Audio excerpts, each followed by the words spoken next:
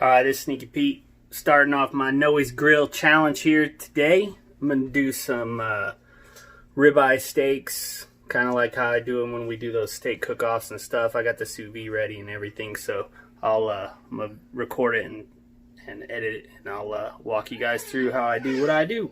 Alright, so some of you guys know I use a sous vide thing, a couple contests, set my temperature up, 131. So first things first, you gotta get you a drink.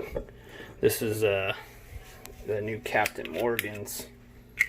Try it out. Look, take a look. So the sous vide cooking, cook them in a bag. So throw them in a bag. Just put one steak per bag. So you want to get good water circulation around the whole steak. So putting two in one bag is not a good idea.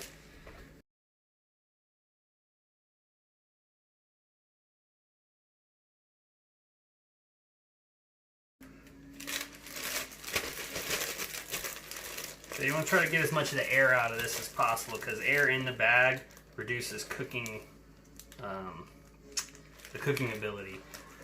Just gets in the way of the water, so that's pretty good. It's not, like rocket science. I mean, you can suck the air out. You can use vacuum seal bags. A lot of the chefs and stuff, when they do it, they use like a vacuum sealer, but I have one, I just didn't want to pull it out. So just do the best you can. So with sous vide, you can't overcook it. So the longer you leave it in the hot water, it's just more and more tender. But you gotta at least give it an hour and a half to get throughout the entire, obviously the thicker the meat, the longer you gotta leave it in there. So it's got the little fan motor spinning around down there, so you don't have to worry about it. It's protected, like this isn't hot. So you don't have to worry about the bag touching that. All you do is stick that in there, stick the other one in there, like that. And then I like to use some kind of a weight just to hold them down a little bit, just like that. And that's all there is to it. Okay, so now we're gonna make some toppings or some sides to go with the steaks. We like onions, bell peppers, mushrooms here, so we're just gonna slice them up, get them in the pan ready to saute. So pretty easy. All right, so it's been about an hour and a half. Let me just turn that off. Just unplug it. So here's what the steaks look like right now. So they don't look super appetizing, right? But they are fully cooked. They're super, super tender. So we're gonna pull these. I'll just come right back over here.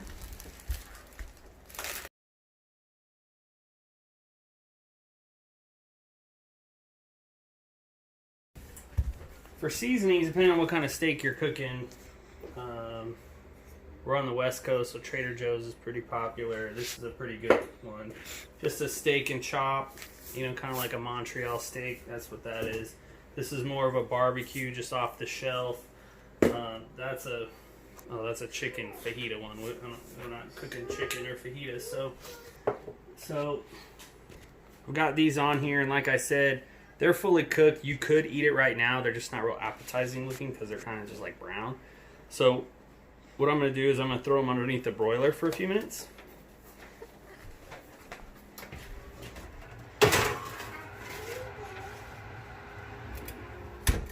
And then we'll just keep an eye on it. It's not going to take very long. All we're looking for is just to get a crust on the top of the steak. And once that crust is good and on there, then I'll flip it so that we get a good sear on both sides. That's it. All right, just pulled the steaks out, nice and seared. Get a nice crust on them. Look pretty good. So now let them rest. So just let them sit there for a few minutes, calm down some. Otherwise, you cut into them suckers, juice will be everywhere. So you can see when you do sous vide, you can see it's just a little tiny shade of brown from where we seared it, and then it's the same shade of pink all the way through. So that's an evenly cooked steak. That's pretty much the point. Plus, you see how there's juice. That's pretty good. So let's plate this up real quick. Not even making this look good. Let's get this in here like that. Okay. Hold on a second. You just keep filming from right there. So then we're just gonna get some of these onions and peppers right there.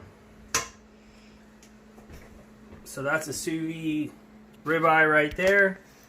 But then what you gotta do is you gotta slap that shit in a tortilla, and now you got a world famous Noe Silva ribeye fajita right there. Brought to you, Sneaky Pete Sweet Meats. Love you, Noe. We had to do it. See you later.